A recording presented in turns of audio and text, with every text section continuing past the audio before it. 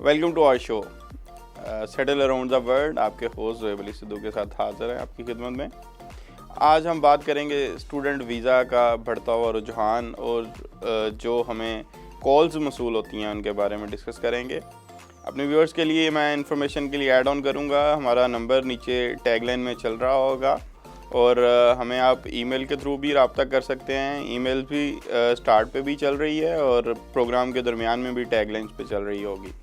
आप लोग हमसे रब्ता करें, अपने मसाइल को डिस्कस करें और आपकी आसानियों के लिए ही हम इस प्रोग्राम को चला रहे हैं। सबसे पहले अब मैं इस पे बात करूँगा जो हमें रिसेंटली कॉल्स मसूल हुई थी, यूथ की जो प्रॉब्लम है स्टूडेंट वीज़ा के हवाले से, उसके बारे में हम बात करेंगे। सबसे पहले तो जिस तरह हम एक इस पे पहले प्रोग्राम कर चुके हैं अपने व्यूअर्स के लिए, स्टूडेंट वीज़ा के प्रोसेस के बारे में, उसके फंड्स के बारे में। अभी मैं जो बात करने जा रहा हूँ वो बेसिकली उन यंग स्टूडेंट्स के लिए है जिनके पास रहनुमाई नहीं, जिनको काउंसलिंग नहीं, उनके पास आइडियाज़ नहीं, उन्हें ये बताया नहीं जा रहा कि किस साइड पे वो ट्रैवल कर सकते हैं, किन कंट्रीज़ में वो सेटल हो सकते हैं और स्टूडेंट वीज़ा से किस तरह मुस्तफ़ीद हो सकते हैं। हम सबसे पहले बात करेंगे स्टूडेंट वीज़ा की रिक्वायरमेंट्स के हवाले से, जो कि पिछले प्रोग्राम में भी तफसील से हम बता चुके हैं, लेकिन अपने व्यूअर्स की आसानी के लिए, अपने यूथ के लिए एक सहारा बनने के लिए हम सारी चीज़ें एक्सप्लेन करेंगे। सबसे पहले तो जो स्टूडेंट वीज़ा है, किसी भी किस्म का वीज़ा है, उसमें आपके पास वैलिड पासपोर्ट होना ज़रूरी है। तो स्टूडेंट वीज़ा में भी आपके पास सबसे पहले वैलिड पासपोर्ट मौजूद होगा। उसके बाद आपके पास जिस यूनिवर्सिटी में, जिस कॉलेज में आप एडमिशन लेना चाह रहे हैं, वो लाइसेंस्ड स्पॉन्सरशिप लेटर होना चाहिए। जो लाइसेंस्ड यूनिवर्सिटीज़ हैं वही सिर्फ आपको स्पॉन्सर कर पाएंगी और उनकी तरफ से कैश, जिस तरह सर्टिफिकेट ऑफ स्पॉन्सरशिप होता है, वो आपको इशू होना ज़रूरी है। उसके बाद फ़ंड्स आ जाते हैं। फ़ंड्स की तरसील बहुत ज़रूरी है स्टडी वीज़ा में, क्योंकि आप जब भी वीज़ा प्रोसेसिंग की तरफ जाएंगे तो एम्बेसी की तरफ से डिफरेंट जो फॉर्म्स यूज़ हो रहे हैं असेसमेंट के लिए, वो स्टूडेंट एलिजिबिलिटी में सबसे पहला जो क्वेश्चन किया जाता है आपकी रिक्वायरमेंट्स में फ़ंड्स की बात की जाती है। स्टूडेंट वीज़ा में हमेशा जो स्टूडेंट है उसको पढ़ाई की तरफ ही तवज्जो देनी पड़ती है और असेसमेंट में भी यही चीज़ गौर की जाती है कि ये बच्चा जो है, इसके पास इतने फ़ंड्स मौजूद हैं कि ये अपनी पढ़ाई की तरफ तवज्जो दे सके और वर्क को, जो काम है, उसको एक सेकंड प्रायोरिटी पे रखे। तो हम इन सारी चीज़ों के बारे में डिस्कस करेंगे। अभी हमारे साथ एक कॉल पे मौजूद हैं हम अपनी कॉल लेंगे। कॉल पे अहमद साहब मौजूद हैं लाहौर से। जी अहमद साहब, क्या कहना चाह रहे हैं आप? अस्सलाम वालेकुम, मेरा नाम अहमद है सर। जर्मनी स्टूडेंट वीज़ा का आजकल बहुत इशू आ रहा है, तो स्टूडेंट वीज़ा अपॉइंटमेंट के लिए क्या करना चाहिए? जी, जर्मनी के स्टूडेंट वीज़ा के हवाले से हमारे ट्रेंड्स चेंज हो रहे हैं। लोग यूके, ऑस्ट्रेलिया, कनाडा से निकल के यूरोपियन कंट्रीज़ की तरफ भी अब देख रहे हैं और जर्मनी में तो बहुत ज़्यादा स्कॉलरशिप्स मौजूद हैं। अगर आप थोड़ा बहुत उनकी लैंग्वेज पे अबूर हासिल कर लें तो जर्मनी में जिस तरह स्टडीज़ बिल्कुल फ्री हैं, और अगर आपके पास थोड़े बहुत जर्मन लैंग्वेज के बारे में स्किल्स आ जाएं, बेसिक टेस्ट की रिक्वायरमेंट जो है पूरी करें, तो आप बड़े फ्री ऑफ कॉस्ट इसको कह सकते हैं, आप अपनी स्टडीज़ कंटिन्यू कर सकते हैं और लेटर ऑन आप सेटलमेंट की तरफ भी जा सकेंगे।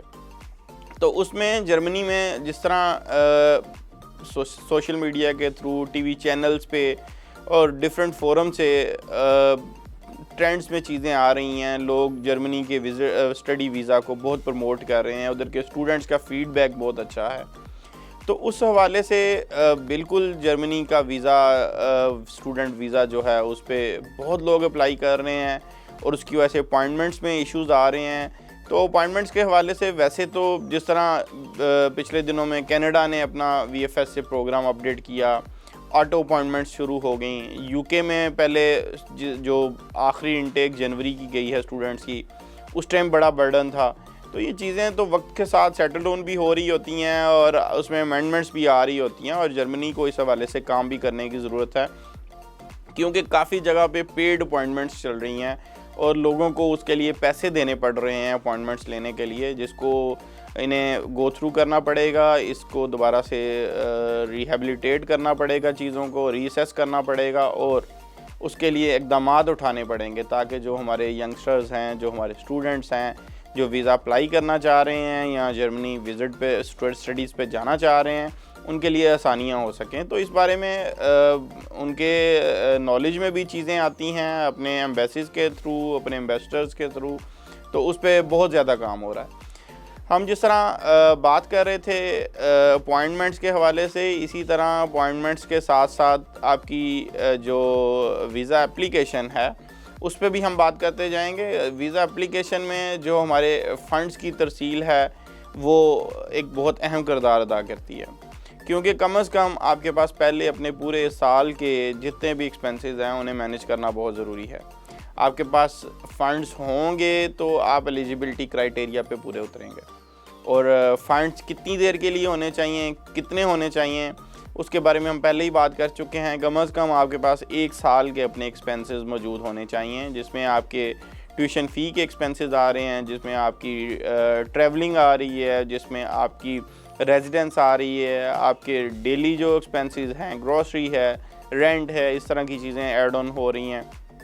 इसके साथ ही जो हम बात कर रहे थे उसके लिए फ़ंड्स के अलावा दूसरी साइड पे जब हम बात कर रहे थे अपनी अपॉइंटमेंट्स के हवाले से, तो अपॉइंटमेंट्स के हवाले से अब जैसे ही यूके का बर्डन डाउन हुआ, अब रेगुलर बेसिस पे अपॉइंटमेंट्स चल रही हैं। आप अभी अप्लाई करेंगे, माइट भी आपको विद इन 1 to 2 डेज़ जो है आपको अपॉइंटमेंट मिल जाएगी। तो इसी तरह अब हम बात करेंगे जो स्टूडेंट्स, इंटरनेशनल स्टूडेंट्स जाते हैं कई जगह किसी भी कंट्री में, तो उनको रिहेबिलिटेशन में या उधर सेटल डाउन होने में क्या मसाइल आते हैं। इसी के दौरान हमें एक कॉलर हमारे साथ लाइन पे हैं जी, हम उनसे पूछेंगे उन्हें क्या दुश्वारी आ रही है और उसको भी एड्रेस करने की कोशिश करेंगे। जी, कॉल पे कौन हमारे साथ हैं और कहाँ से हैं? अस्सलाम वालेकुम सर, मैं लाहौर से बात कर रहा हूँ, ज़हीर। एक्चुअली मैं ना 1 ईयर से अप्लाई कर रहा हूँ अपना स्टूडेंट वीज़ा, लेकिन बार बार वो रिजेक्ट हो रहा है। मुझे इसकी वजह काइंडली बताएंगे कि क्या हो सकती है? जी, ज़हीर साहब ने जो पॉइंट रेज़ किया वो डिफरेंट सिचुएशंस हो सकती हैं उसमें, और उसके डिफरेंट रीड्रेसल के सिनेरियोज़ हो सकते हैं, और इस चीज़ को देखना भी चाहिए। जो एक स्टूडेंट वीज़ा अप्लाई कर रहा है, अगर एक दफ़ा रिजेक्ट हो गया, उसको दूसरी दफ़ा रिजेक्ट हो गया, और अगर सेम ही इश्यूज़ आ रहे हैं तो उनको एड्रेस किए बगैर अप्लाई करना चाहिए ही नहीं, क्योंकि आपकी प्रोफाइल जो है क्लियर होते होते 6 मंथ्स लग जाते हैं। तो इसमें सबसे पहला जो मसला आ सकता है वो, जैसे मैंने जिक्र किया कि लाइसेंस्ड यूनिवर्सिटीज़ हैं। आप हर यूनिवर्सिटी में एडमिशन नहीं ले सकते, हर यूनिवर्सिटी आपको स्पॉन्सरशिप लेटर नहीं दे सकती फॉर स्टडीज़। तो इसके लिए आपने पहले रेलिवेंट जो कंट्री है उनकी ऑफिशियल वेबसाइट पे या डायरेक्ट यूनिवर्सिटी से आपने उसका कॉन्टैक्ट नंबर, रेलिवेंट जो सीरियल नंबर या रजिस्ट्रेशन नंबर जो कि उनकी साइट पे मौजूद होगा, उसके थ्रू वेरीफाई करना है कि आया ये जेन्युइन यूनिवर्सिटी स्कॉलरशिप प्रोवाइड कर सकती है, आपको उधर जाने में मदद कर सकती है या नहीं। दूसरे नंबर पर बात आ जाती है अपनी प्रोफाइल की, अपनी स्टडीज़ की। अगर आप एक अंडर ग्रेजुएट या पोस्ट ग्रेजुएट स्टडी वीज़ा पे जा रहे हैं, तो आपको बेसिक जो उसकी डिग्री की रिक्वायरमेंट्स हैं उनको चेक करना ज़रूरी है, उन्हें एड्रेस करना ज़रूरी है। उसके कई दफ़ा ऐसा होता है आपकी जो डिग्री है, जो यूनिवर्सिटी है, वो वेरीफाई करती हैं एम्बेसीज और वो वेरीफाई नहीं हो पा रही होती, या उसके अलावा हमारे प्रोफिशेंसी का, इंग्लिश प्रोफिशेंसी जो टेस्ट है उसके इश्यूज़ आते हैं। जिस तरह हमें B2 लेवल का अगर हमें पोस्ट ग्रेजुएट या ग्रेजुएट स्टडी वीज़ा में रिक्वायरमेंट है स्कोरिंग की, तो वो स्कोर्स ईच एवरी मॉड्यूल में पूरे नहीं होते। जिस तरह हमने लिसनिंग की बात करेंगे, राइटिंग की बात करेंगे, लर्निंग की बात करेंगे और स्पीकिंग की बात करेंगे, तो वो चीज़ें हमें कवर अप करनी पड़ेंगी। और अल्टीमेटली कई दफ़ा स्टूडेंट्स के साथ ऐसा भी होता है, उनकी वो कहते हैं हमारी सारी रिक्वायरमेंट्स पूरी हैं लेकिन फिर भी मुझे वीज़ा ग्रांट नहीं हो रहा। तो उस शक्ल में हमें फ़ंड्स को बहुत अच्छे तरीके से मैनेज करना ज़रूरी है। एक जेन्युइन फ़ंड्स की रिफ्लेक्शन, एक्चुअली उनकी 28 days minimum parking in your account, और फिर किसका अकाउंट यूज़ हो रहा है, ये चीज़ें भी मैटर करती हैं।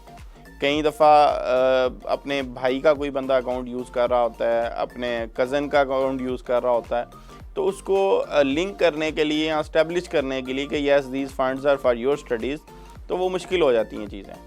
तो उन चीज़ों को मद्देनज़र रखते हुए आपको ये चीज़ें प्रॉपर कंसल्टेंसी के थ्रू या आपको प्रॉपर इस पर रिसर्च करने के बाद अप्लाई करना चाहिए, ताकि एक रिजेक्शन तो है लेकिन वो आपकी प्रोफाइल में भी एक डॉट ऐड हो गया। जब भी आप कभी किसी और कंट्री में भी वीज़ा अप्लाई करेंगे तो आपको उसको हमेशा रिड्रेस करना पड़ेगा, आपको हमेशा उसको क्लियर आउट करना पड़ेगा। तो इसलिए स्टडीज़ वीज़ा में आपको ये बेसिक चीज़ें जो हैं उनके ऊपर बहुत ध्यान रखना है। आपने सिर्फ जो आपका कंसल्टेंट या बंदा अप्लाई कर रहा है आपने उसकी बातों को नहीं देखना, आपने अपनी भी बेसिक रिक्वायरमेंट्स पूरी करनी है। और यूनिवर्सिटीज़ की वेरिफिकेशन बहुत ज़रूरी है जिस यूनिवर्सिटी में जा रहे हैं, और ऑब्वियसली कंट्री भी मैटर करता है, आप जिस कंट्री में जा रहे हैं। जिस तरह आजकल ऑस्ट्रेलिया, कनाडा, उधर बहुत ज़्यादा स्ट्रिक्टनेस आई हुई है इंटरनेशनल स्टूडेंट के हवाले से, तो आपको इन चीज़ों को देख कर अपने फ़ंड्स और प्रोफाइल को मैनेज करके ही इस साइड पे सोचना है कि मैं कौन से कंट्री में जाऊंगा। तो हम जिस कंट्री में जा रहे हैं उसकी जो उधर मौके हैं उनके बारे में भी डिस्कशन करेंगे। मिलते हैं एक छोटी सी ब्रेक के बाद। Welcome back. हम बात कर रहे थे किन कंट्रीज़ में मौके ज़्यादा स्टूडेंट्स के लिए हैं और किन कंट्रीज़ की तरफ स्टूडेंट्स को रुझान करना चाहिए।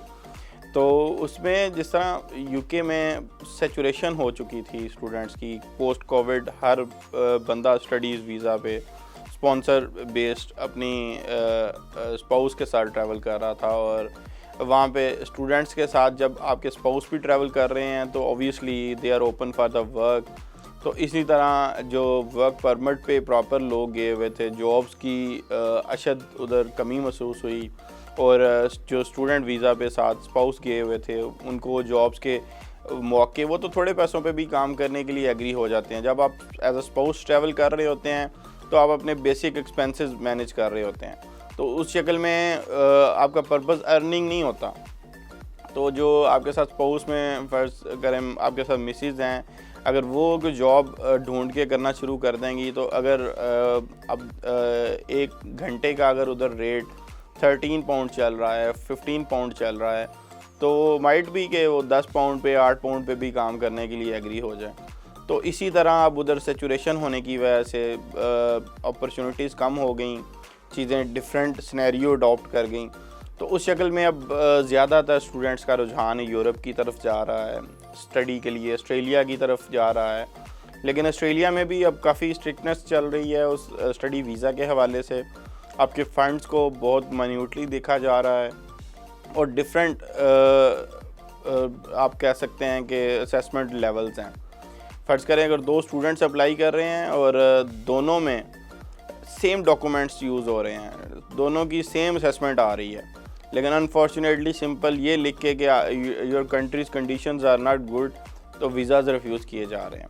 अनफॉर्चुनेटली इसको हमारी जो सरकार है उसे इंटरनेशनल लेवल पे भी इसको राइज़ करना चाहिए और इस पे ऑब्जेक्शन रेज़ करना चाहिए और उनके साथ बात करनी चाहिए। ऑस्ट्रेलियन जो एम्बेसी है उससे इस पे गुफ्तगू होनी ज़रूरी है, ताकि जो पाकिस्तानी स्टूडेंट्स हैं उनको भी इक्वल लेवल पे अपॉर्चुनिटीज़ दी जाएं और उनके बेहतर रोज़गार के मौके उनके लिए जनरेट हों और वो अपनी ज़िंदगी को बेहतर तरीके से गुजार सकें। अब इसमें हम बात कर रहे थे एक्सपेंसेस के हवाले से, फ़ंड्स के हवाले से। तो एक्सपेंसेस के हवाले से हमसे बहुत ज़्यादा इस पर भी क्वेश्चंस आए कि आया कि मिनिमम फ़ंड्स जो हैं वो सब जगहों पे एक जैसे ही यूज़ होते हैं, सब जगहों पे एक जैसी ही रिक्वायरमेंट है। तो उसमें आप अपने कंट्री को भी अगर देखें तो जो आपकी ओवर पॉपुलेटेड या सेंट्रल सिटी की जो प्लेसेस हैं वहाँ पर डेफिनेटली रेंट्स बहुत ज़्यादा हैं, फेयर्स भी ज़्यादा हैं, ट्रैवलिंग की कॉस्ट भी ज़्यादा हो जाती है। तो इसी तरह अगर हम साइड एरियाज़ पे स्टे कर रहे हैं, रेंट्स भी थोड़े हैं, आपको चीज़ें भी थोड़ी सस्ती मिल सकती हैं और ट्रैवलिंग अल्टीमेटली जो साइड्स एरियाज़ हैं वहाँ पे फेयर भी थोड़े कम हैं। तो इन चीज़ों को हम कंपैरिजन में डिस्कस करेंगे। अभी हमारे साथ एक कॉलर मौजूद हैं। जी, कौन कहाँ से बात कर रहे हैं और अपना क्या मसला हमें शेयर करेंगे? अस्सलाम वालेकुम, मैं लाहौर से रुबीना बात कर रही हूँ। आजकल के मौजूदा हालात में स्टूडेंट वीज़ा के लिए किस मुल्क में अप्लाई करना चाहिए जहां स्टूडेंट सर्वाइव कर पाए? जी रुबीना, अभी हम इसी बात पे ही डिस्कशन कर रहे थे और अपने व्यूअर्स के लिए इसी में आसानियाँ पैदा करने की कोशिश कर रहे थे। हम बता रहे थे कि पोस्ट कोविड यूके जितना स्टूडेंट ट्रैवल किया है उसकी वजह से सैचुरेशन हो गई है उधर काम के हवाले से भी, और यूनिवर्सिटीज़ ऑब्वियसली यूके की एक बहुत बड़ी इंडस्ट्री है। स्टडीज़ जो यूनिवर्सिटीज़ सेक्टर है, एजुकेशन सेक्टर है, वहाँ से यूके एक अच्छा लमसम अर्निंग कर रहा है एनुअल, जिससे वो अपनी रेगुलर मामलात जो हैं, इंटरनल कंट्री के मामलात हैं, उन्हें चला रहे हैं। तो इसी तरह ऑस्ट्रेलिया के हवाले से बात कर रहे थे और हम बात कर रहे थे कि हमें नेशनल लेवल पे, इंटरनेशनल लेवल पे अपनी हमारी हुकूमत को इन चीज़ों को रेज़ करना चाहिए उधर, और उनके साथ इस चीज़ पे प्रॉपर रिकॉर्ड करवानी चाहिए ये चीज़ें एम्बेसी लेवल पे। और इसमें चीज़ें जो हमारे स्टूडेंट्स हैं उनको अपॉर्चुनिटीज़ मिलनी चाहिए और प्रॉपर इक्वल अपॉर्चुनिटीज़ मिलनी चाहिए जो इंटरनेशनल बाकी कंट्रीज़ को मिल रही हैं। तो इस हवाले से हम बात कर रहे थे कि यूरोपियन कंट्रीज़ आजकल बहुत ज़्यादा स्टूडेंट्स के लिए ट्रेंडिंग चल रहे हैं और उसकी वजह लैंग्वेज बार भी आता है। हर बंदा यूरोपियन कंट्रीज़ की स्टडीज़ की तरफ नहीं अप्लाई करता, क्योंकि वो लोग सोचते हैं कि पहले मुझे 5-6 महीने उनके फ़र्ज़ करें आप जर्मनी जा रहे हैं तो आपको जर्मन सीखनी पड़ेगी, इटैलिक है, स्पेनिश है, फ्रेंच है, तो उस पर काफ़ी एफ़र्ट्स करनी पड़ती हैं स्टूडेंट्स को। लेकिन उसके साथ ही अगर ये स्टूडेंट्स इन चीज़ों को अचीव कर पाएँ तो वो डेफिनेटली अच्छे स्कॉलरशिप्स गेन कर सकते हैं, वेरी चीप स्टडीज़ की अपॉर्चुनिटीज़ ले सकते हैं। तो इन पे हमें काम भी करने की ज़रूरत है और इसकी तरफ अपनी जो यूथ है उसका रुझान भी या आप कह लें कि उनकी कंसंट्रेशन भी इस साइड पर डाइवर्ट करने की ज़रूरत है कि there are other different countries के जहाँ पे उनके लिए अपॉर्चुनिटीज़ मौजूद हैं। तो हम बात करेंगे आगे जो हमारी यूथ के मसाइल हैं उन कंट्रीज़ में जाके उनकी क्या इनिशियल उनके लिए वो प्रिकॉशंस ले सकते हैं, या क्या हमें हमारी यूथ को किन कंट्रीज़ में दुश्वारियाँ पेश आती हैं, उसके बारे में बात करेंगे। सबसे पहले हम बात करेंगे कि एटमॉस्फेयर चेंज, जो हमारे स्टूडेंट्स, जो हमारी यूथ पाकिस्तान से जा रही होती है, यूके जा रहे हैं, कनाडा जा रहे हैं, तो उधर की स्टेट के टेम्परेचर, उनकी फोरकास्ट, उसको पहले स्टडी करना बहुत ज़रूरी है। आपको उसके बारे में अवेयरनेस लेनी ज़रूरी है और उसका डिफरेंट वेज़ हैं। आप अपने किसी दोस्त से बात कर सकते हैं कि उधर अगर ऑलरेडी यूनिवर्सिटी में कोई अपने कोलीग हैं, किसी जानने वाले का दोस्त है, उससे पूछें, उधर के मौसम के हालात के बारे में बात करें, उधर की जो लिविंग लाइफ है उसके बारे में पूछें। उसके लिए जो पहले से इंतज़ामात हैं, जिस तरह हमारी दालें, सब्ज़ियाँ और डिफरेंट मसाला जात हैं जो हमें इधर से कहीं ट्रैवलिंग में साथ लेकर जाने पड़ते हैं, तो उन चीज़ों के बारे में अपनी सारी तैयारियां करके जाएं, ताकि उधर जाके आपकी जो इनिशियल जो आपका टाइम है वो इजी रहे और आपको ये लोकल चीज़ों के मसाइल में ही उलझना ना पड़े। और उसके अलावा आप उधर जो अपने कोई दोस्त हैं या जिस कंसल्टेंट के थ्रू अप्लाई कर रहे हैं, ऑलरेडी जो बच्चे सेटल्ड हैं, उनके साथ कनेक्शन कर सकते हैं और उनके लिए अपनी एकोमोडेशन को अरेंज कर सकते हैं, अपनी शेयरिंग बेसिस पे चीज़ें उनके साथ कर सकते हैं, ताकि उधर जाके आपको जो मुश्किलात फेस करनी पड़नी हैं उनके बारे में आप इधर ही प्लानिंग करके जाएं। उसके अलावा क्लॉथिंग का बहुत बड़ा इशू आ जाता है हमारे इधर। जिस तरह जो मौसम है बिल्कुल नॉर्मल है और उसमें इतने गर्म कपड़ों का यूज़ नहीं, लेकिन जब हम उन कंट्रीज़ की तरफ ट्रैवल करते हैं तो वहाँ पे ज़्यादातर कंट्रीज़ में मौसम थोड़ा सा ठंडा है और उस हवाले से हमें अपने जो क्लॉथिंग है उसके भी तैयारियां करनी पड़ती हैं, क्योंकि अगर जाके आप उधर परचेजिंग पहले ही शुरू कर देंगे तो it would cost very expensive amount. तो हम इसके बारे में बात कर रहे थे जी। एक कॉलर है हमारे साथ, हम पूछेंगे कहाँ से हैं और इन्हें क्या दुश्वारी है। जी बताएं क्या इशू है आपका। अस्सलाम वालेकुम सर, मेरा नाम फैसल है। मेरा सवाल ये है कि ऐसा कौन सा मुल्क है जहाँ हम अपनी स्टडी बेस्ड वीज़ा को वर्क परमिट या TRC में चेंज कर सकते हैं? कौन सा ये ऐसा मुल्क है जो अपॉर्चुनिटी देता है? जी आपने बहुत अच्छा क्वेश्चन किया। स्टडीज़ वीज़ा जो हमारे कंसल्टेंट्स हैं, अक्सर जो लोग सेटलमेंट की तरफ जाना चाह रहे होते हैं उन्हें भी स्टडी वीज़ा की तरफ माइल किया जाता है। और उसकी सबसे बड़ी वजह ही स्टडी वीज़ा का अप्लाई करना प्रोसेस बहुत सिंपल है और चांसेस बहुत ज़्यादा होते हैं स्टडी वीज़ा के ग्रांट होने के, तो इसीलिए, और इसमें एक्सपर्टीज़ इतनी ज़्यादा इन्वॉल्व नहीं है, तो आपको कंसल्टेंट्स जो हैं वो आपको स्टडी वीज़ा की तरफ कन्वर्ट कर देते हैं। आप उस पर इतना ज़्यादा भारी एक्सपेंस करते हैं और अल्टीमेट आपका पर्पज़ अगर आपका स्टडी नहीं, तो अभी हम आपको कभी रिकमेंड नहीं करेंगे कि आप स्टडी वीज़ा पे जाएं, क्योंकि आपने इतनी खतीर रकम खर्च करनी है अपनी ट्रैवलिंग पे, अपनी सेटलमेंट पे, आप उधर जा रहे हैं, आपका टाइम भी कीमती है। तो वर्क परमिट या वर्क की अपॉर्चुनिटीज़ स्टूडेंट वीज़ा पे कभी भी नहीं होंगी। स्टूडेंट वीज़ा हमेशा लिमिटेड टाइम ऑफ वर्क जो है ग्रांट होता है, और वो भी इन कैंपस जॉब्स के लिए होता है। आप कोई रिमोट जॉब्स नहीं कर सकते, आपको इन कैंपस रह के उधर ही लोकल जॉब्स करनी पड़ती हैं, और टाइम लिमिट भी आपका बहुत लिमिटेड है, जो 18 से 20 घंटे पर वीक के हिसाब से स्टूडेंट को मिलता है। क्योंकि स्टूडेंट का जो मेन मकसद होता है ट्रैवलिंग का वो तो पढ़ाई होता है, तो इस हवाले से वो गवर्नमेंट्स भी इन चीज़ों को वॉच कर रही होती हैं, और आपका पोर्टफोलियो बन रहा होता है, आपको जो आप काम कर रहे हैं उसके बारे में असेसमेंट्स भी चल रही होती हैं, डिफरेंट टीम्स बनी होती हैं जो डिफरेंट जगहों पे जाती हैं, विज़िट करती हैं, उधर जो एम्प्लॉयज़ हैं उनकी वेरिफिकेशंस करती हैं। तो इसमें अगर आप ऐसी जगह पे काम करते पाए जाएं, आप ओवर टाइम काम कर रहे हैं या आप अपनी जो लिमिटेशन है उससे ज़्यादा काम कर रहे हैं, तो वो आपकी प्रोफाइल को नेगेटिवली अफेक्ट करता है। कल को आपने पोस्ट स्टडी वर्क परमिट की तरफ जाना है। ये मैं ऐड ऑन करना चाहूँगा कि आप स्टूडेंट लाइफ में तो इतना ज़्यादा काम नहीं कर सकते, लेकिन जब आप स्टडी से फ़ारिग हो रहे हैं, अगर आपने पोस्ट स्टडी आपकी काम करने की का दिल कर रहा है, तो आप बिल्कुल पोस्ट स्टडी वीज़ा भी ले सकते हैं।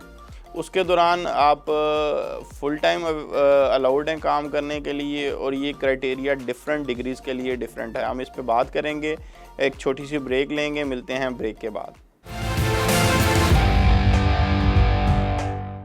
जी वेलकम बैक। हम बात कर रहे थे सेटलमेंट के हवाले से, कल्चरल डाइवर्सिटी के हवाले से, और इस पे जो हमारी प्रिकॉशंस हैं जो हमें तैयारी करने की ज़रूरत है एक स्टूडेंट को जो बाय ट्रैवल कर रहा है। तो उसमें बात कर रहे थे, पहले तो हम बात कर रहे थे फोरकास्ट को देखना बहुत ज़रूरी है। फिर आप शेयरिंग बेसिस पे चीज़ें पहले ही मैनेज कर सकते हैं, थ्रू कंसल्टेंट कर सकते हैं, जो पहले से दोस्त गए हैं जिसने आपको रिकमेंड की है यूनिवर्सिटी, उससे कंसल्ट कर सकते हैं। और उसके बाद बात हो रही थी जो एक्सट्रीम कंडीशंस हैं एटमॉस्फेयर के हवाले से, मौसम के हवाले से, टेम्परेचर के हवाले से, तो वार्म क्लोथ्स के बात कर रहे थे, अपनी जो तैयारियां हैं उनके बारे में बात कर रहे थे। और फिर उधर जाके जो कल्चरल डाइवर्सिटी है उसको भी मलहूज़ खातर रखना एक स्टूडेंट के लिए बहुत ज़रूरी है। यानी इधर अगर आप शलवार कमीज़ वेयर कर रहे हैं और जब आप ट्रैवल कर गए हैं, यूरोपियन कंट्रीज़ में ट्रैवल कर लिया आपने, यूके गए हैं, कनाडा गए हैं, ऑस्ट्रेलिया गए हैं, अमेरिका गए हुए हैं, तो आप जिस कंट्री में, जिस स्टेट में गए हुए हैं, आपने उसका कल्चर भी मलहूज़ खातर रखना है, ताकि एक आपको ट्रैवलिंग करते हुए या उधर अपनी जो डे टू डे लाइफ है गुजारते हुए ऑड सा महसूस ना हो। जैसे कहते हैं कि do as the Roman do, तो कम से कम आपको अपनी क्लोथिंग और ये चीज़ें भी थोड़ी चेंज करनी ज़रूरी हैं, क्योंकि अगर आप अब्रॉड ट्रैवल कर रहे हैं स्टडीज़ के लिए, तो स्टडीज़ में सिर्फ एजुकेशन ही नहीं आती, बल्कि आपके आदाब, आपका रहना सहना, आपकी हरकत सकनात, सारी चीज़ों में आप आप कह सकते हैं कि आप अच्छे मौके जो हैं उनके लिए बाहर जाते हैं। तो इस हवाले से हम एक कॉलर हैं, उनसे बात करेंगे। जी कौन है और कहाँ से बात कर रहे हैं? अस्सलाम वालेकुम, मेरा नाम आयशा है, मैं गुजरांवाला से बात कर रही हूँ। मेरा सवाल ये है कि मैं स्टडी के लिए आउट ऑफ कंट्री जाना चाहती हूँ, तो मुझे किस कंट्री में अप्लाई करना चाहिए कि जहाँ से एजुकेशन के बाद मैं पाकिस्तान में जॉब हासिल कर सकूँ? जी आयशा, आपने बड़ी अच्छी बात की है। और अक्सर स्टूडेंट्स तो जो इंटरनेशनल ट्रैवल करते हैं स्टडीज़ के लिए, वो हमेशा इसी कोशिश में होते हैं कि हम जहाँ जा रहे हैं वहाँ ही सेटल डाउन हो जाएं और वहाँ ही अपनी जॉब को लेटर ऑन कंटिन्यू करें और अपने फ्यूचर को ब्राइटर फ्यूचर वहाँ पर सेटल डाउन हो जाएं अपनी फैमिली के लिए। तो बड़ी हैरानकुन और अच्छी बात है कि हमारी यूथ यंगस्टर्स जो हैं अपने वतन के लिए मोहब्बत रखते हैं और अपने वतन के लिए सर्व करना चाहते हैं। तो आयशा, मैं इसमें बात कर रहे थे, अगर आप किसी भी कंट्री से पढ़े हुए हैं लेकिन अगर आपने अच्छी स्किल्ड डिग्री हासिल की है, जिस तरह आजकल आईटी बहुत ट्रेंडिंग है, मेडिकल में बायो इन्फॉर्मेटिक्स में बड़ा काम हो रहा है, रोबोटिक्स में मैकेनिकल इंजीनियरिंग और इस हवाले से बहुत काम हो रहा है। तो आप कोई भी ऐसी डिग्री कर रहे हैं जिससे आप अपने कंट्री की इकोनॉमी के लिए, आप अपने कंट्री की प्रोग्रेस के लिए रोल अदा कर सकें, तो डेफिनेटली आपका ये अमल बड़ा सराहा जाएगा। और हमें अपने जो यूथ में यंगस्टर्स हैं उनमें ये अवेयरनेस की भी ज़रूरत है कि आप स्टडीज़ के लिए तो ज़रूर जाएं बैरून मुल्क, लेकिन अपने मुल्क की जो सालमियत है और अपने मुल्क की जो फलाह बहबूद है उसको भी मलहूज़े खातर रखें और कोशिश करें कि अच्छा पढ़ के वापस अपने कंट्री में आएँ और यहाँ पे जॉब्स करें, यहाँ पे बिज़नेस करें, अपने मुल्क की फलाह बहबूद में अपना किरदार अदा करें, और ताकि कल को जो हमारी नस्लें हैं वो भी कोशिश करें और उनकी भी ख्वाहिश हो कि मैं पढ़ूंगा तो ज़रूर बैरून मुल्क जाके, लेकिन मैंने सेटल अपने कंट्री में ही होना है, मैंने अपने कंट्री की इकोनॉमी में अपना रोल अदा करना है, अपनी कंट्री की गुड गवर्नेंस में अपना रोल अदा करना है, मैंने इधर ऑफिशियल जो गवर्नमेंट जॉब्स हैं वो करनी है, मैं जो अपनी एफ़र्ट्स किसी और कंट्री की प्रोग्रेस के लिए, डेवलपमेंट के लिए अदा करूँगा, उससे बेटर है कि मैं अपने कंट्री में रहूँ और अपने कंट्री की प्रोग्रेस के लिए काम करूँ। तो जी बिल्कुल, आप ट्रैवल करें, जिस कंट्री में करना चाहें, आपकी ख्वाहिश हो उधर ज़रूर ट्रैवल करें, आप उधर से एजुकेशन हासिल करें, अच्छी अच्छी डिग्रियां लें और उसके बाद अपने मुल्क में आकर अपने मुल्क की इकोनॉमी को मजबूत करें और अपने मुल्क में जो वसाइल मौजूद हैं उनको बरूए-कार लाते हुए आप अपने मुल्क की इकोनॉमी, अपने मुल्क की गवर्नेंस, अपने मुल्क की फलाह बहबूद में एक अच्छा पॉजिटिव किरदार अदा करें। हम बात कर रहे थे फ़ंड्स के हवाले से, अब हम बात करेंगे जो लैंग्वेज के हवाले से स्टूडेंट्स को मसाइल आते हैं।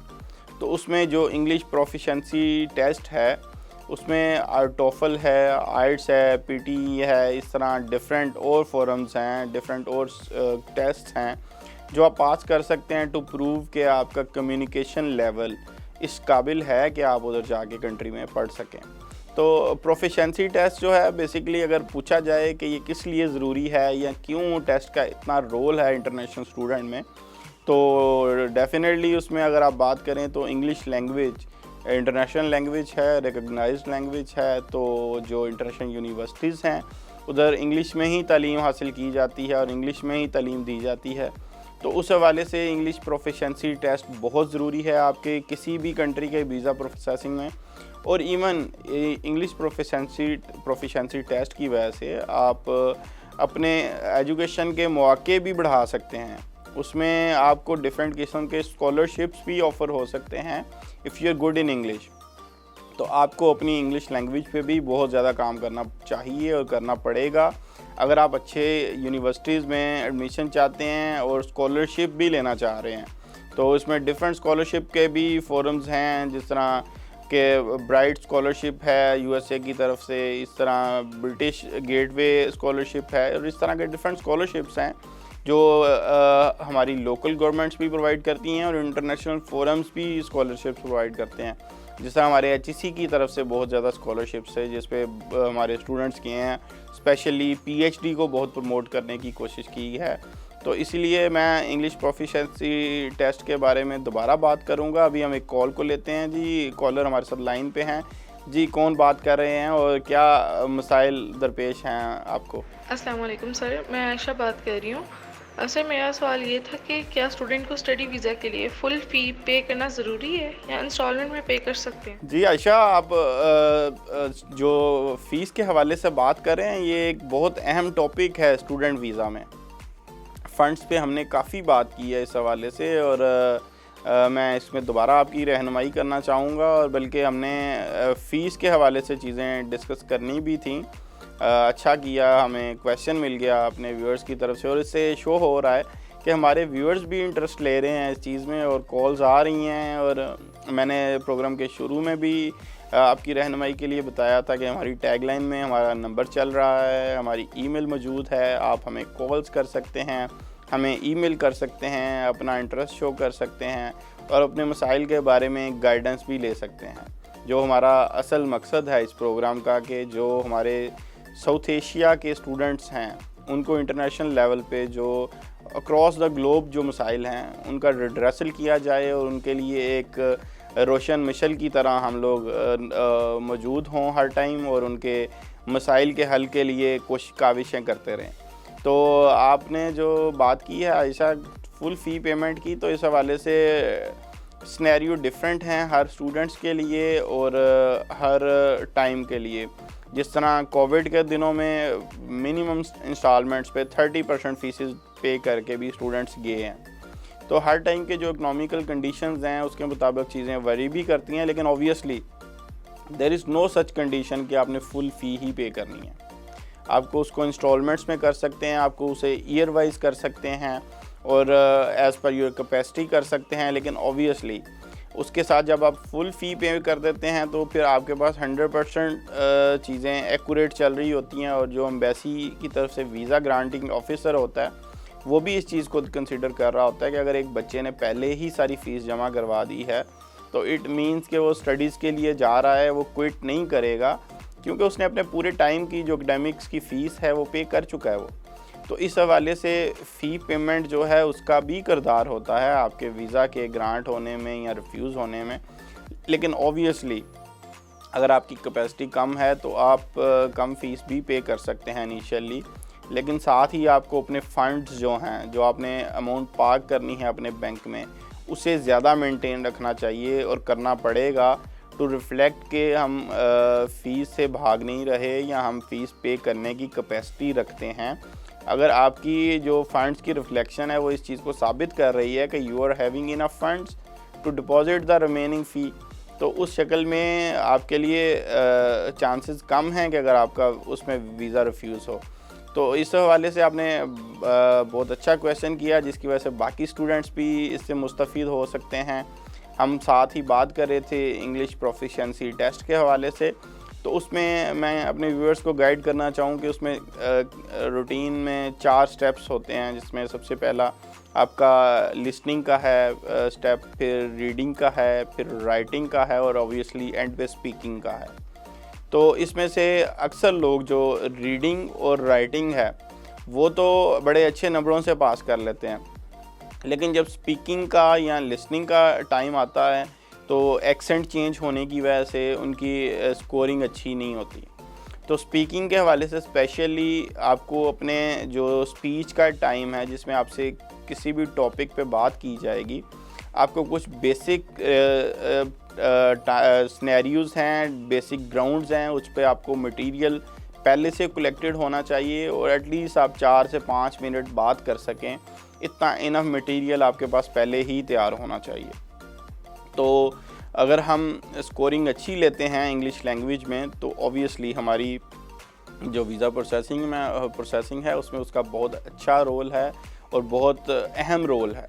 तो आप एक माइलस्टोन अचीव करते जा रहे होते हैं अपनी स्टडी वीज़ा के हवाले से। तो इसी तरह हम बात कर रहे थे उधर जो स्टूडेंट्स हैं उन्हें मसाइल जो पेश आते हैं, हमने कोशिश की आपको उसके बारे में ज़्यादा से ज़्यादा नॉलेज दे सकें। ऐसे ही फ़ंड्स की तरसील के हवाले से बात की, फ़ंड्स के बारे में आपको गाइड किया क्या किया जा सकता है, जो स्टूडेंट्स के पास वर्किंग अपॉर्चुनिटीज़ हैं उनको डिस्कस किया, आप कितनी देर काम कर सकते हैं या क्या मौके आपके पास मौजूद हैं। इसी तरह हमने कोशिश की जो डाइवर्सिटी आ रही है, कल्चरल डाइवर्सिटी, उसको भी एड्रेस करें।